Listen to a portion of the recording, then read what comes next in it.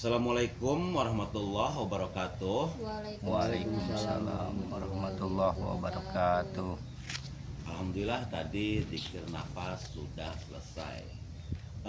Untuk Gus Jaki, Gus, silakan. Tadi dari zikir nafas ada sensasi-sensasi apa saja? Silakan. Assalamualaikum warahmatullahi wabarakatuh. Waalaikumsalam warahmatullahi wabarakatuh. Alhamdulillah tadi kita sudah melaksanakan bikin nafas. Tadi sensasi yang saya dapatkan dulu, Iya. saya masuk ke alam bawah sadar, saya berada di tengah-tengah danau yang airnya tenang, jernih. Oke. Kemudian beliau hadir lagi Iya. memberikan pelajarannya di atas air di tengah danau, Guru. Iya. Dan Pelajaran yang ke bertepatan ke pelajaran yang ke-20. pelajaran yang ke-20. Oke. Pelajaran yang ke-20 Iya. sampaikan itu tentang menjaga diri. Menjaga diri. Oke. Ketika matamu terjaga, Mm-mm.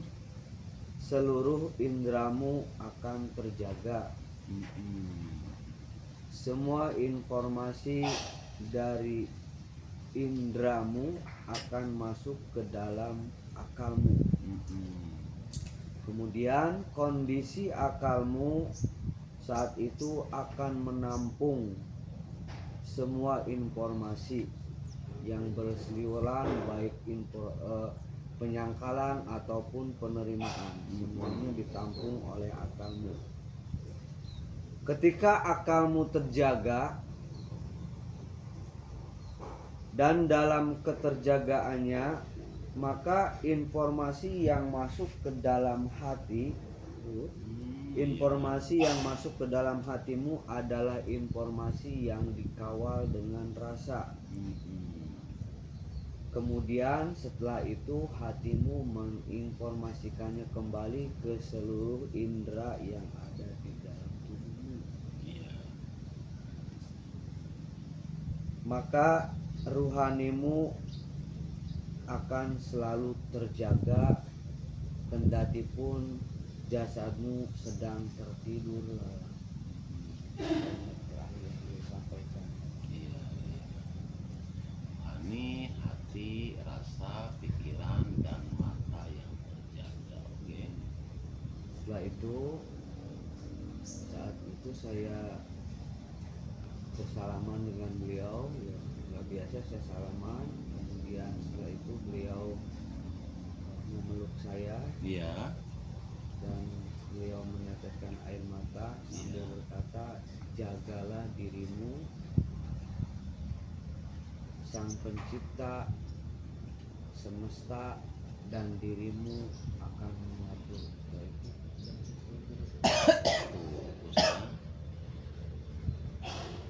Dirimu sang semesta dan apa tadi terakhir? Sang Pencipta dulu, Dirimu Sang Pencipta dulu, sang pencipta terus semesta. Dirimu sang pencipta semesta. Sang Pencipta dulu, Iya. semesta dan dirimu. Iya. Sang pencipta dulu, semesta, Dirimu. dan dirimu. Ya Gus ya. Yo Gus. Sang pencipta dulu. Iya. Umpamanya alif. Allah. Terus semesta. Lam. Alam semesta. Ya. Kamunya mim. Muhammad. Alif lam ini. Nah, jadi alif Rahasia alif lam mim itu ternyata rahasianya di sini. Allah, alam semesta dan dirimu. Dan itu adalah satu kesatuan. Sambil menangis. Iya. Biarnya satu kesatuan. Ini ada satu rahasia yang begini ya, tapi ada bisa diurai dengan nama satu ini sih. Nah, jadi begini aja di situ tuh, menyelaraskan aja, diselaraskan ya.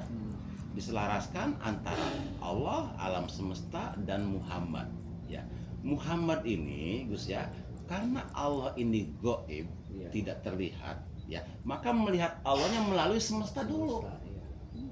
Dari semesta melihat keindahannya, ya, anginnya, airnya. Ini siapa yang menciptakan? Baru ngeklik tuh, ada Tuhan yang menciptakan alam semesta ini. Iya. Jadi ketika Allah, alam semesta dan dirimu itu adalah satu kesatuan yang tidak bisa dipisahkan, ya itu sangat setuju sekali. Alam semestanya itu adalah saudara tua yang sudah kita urai kemarin. Iya. Ya, kita juga umpamanya bisa hidup ini numpang dari saudara tua ini kan, dengan udaranya, dengan airnya.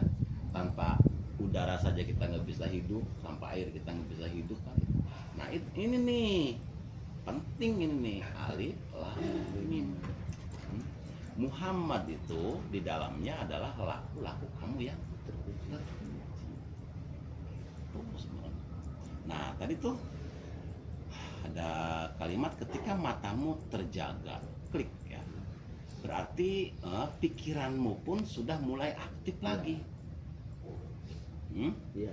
Nah ketika matamu terpejam ya, pikiran sudah tidak aktif umpamanya, akan tetapi ruh tetap ada ya, ruh makan tetap.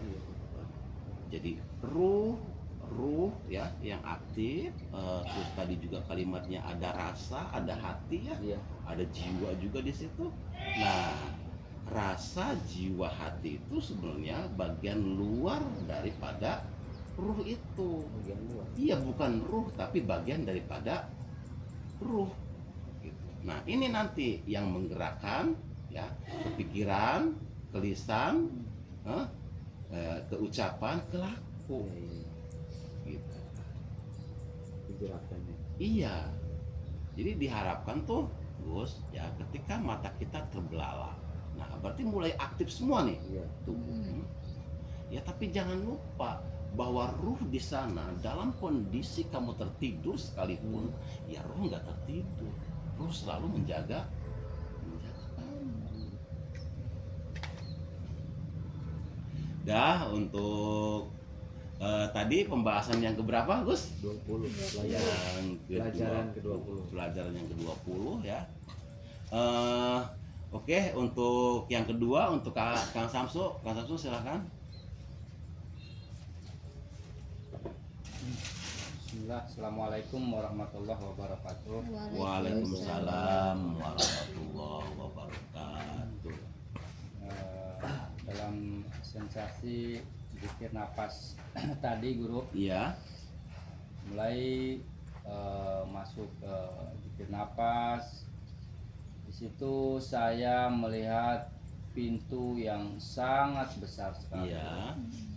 Di balik Yang pintu, sangat besar. iya, di Ya. balik pintu itu terlihat cahaya yang sangat terang benderang. Iya. Kemudian saya masuk ke pintu itu, kemudian berjalan, dan setelah di perjalanan itu, di tengah-tengah perjalanan saya melihat semacam pulau, Guru. Iya. Pulau.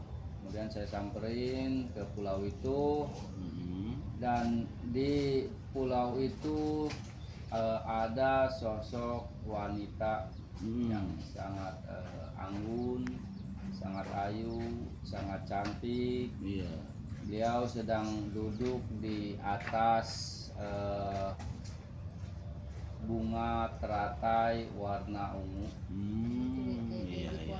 Dia sambil memegang piano, Guru. Iya, iya, iya. Sambil memegang piano, beliau mengatasnamakan ya Dewi Kuan Im.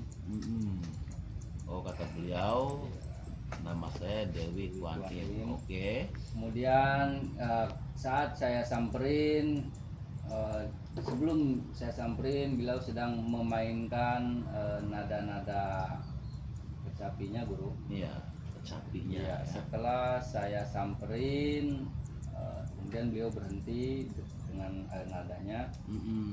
Main kecapinya berhenti. Berhenti. Ya, oke. Kemudian beliau bertanya kepada saya, maksud dan tujuan saya Hmm. untuk apa. Lalu saya menjawab, saya meminta izin untuk diberikan beberapa nasihat.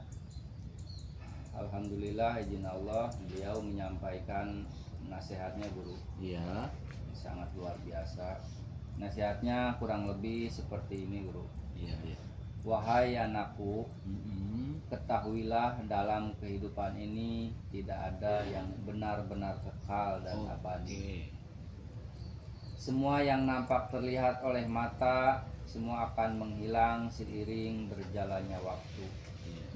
Tubuhmu yang sekarang kau pakai lambat laun seiring bertambahnya usia akan menua dan menghilang. Hmm. Rumah yang sekarang kamu singgahi, tempat kamu berteduh dari hujan dan panas dan teriknya matahari, seiring berjalannya waktu akan memudar. Hmm. Kendaraan yang kau tunggangi dan kamu pakai untuk aktivitas keseharianmu akan memudar dan rusak seiring berjalannya waktu. Namun ada satu yang tak pernah hilang dan akan abadi selamanya, yaitu cinta dan kesadaran. Maka dari itu raihlah cinta dengan penuh kesadaran itu. Setelah kamu mendapatkannya, kamu tidak akan pernah terjebak lagi oleh dualitas baik dan buruk, benar, salah, suka dan duka. Karena kesemua itu adalah bagian dari kehidupan yang harus kita jalani dengan cinta yang penuh kesadaran.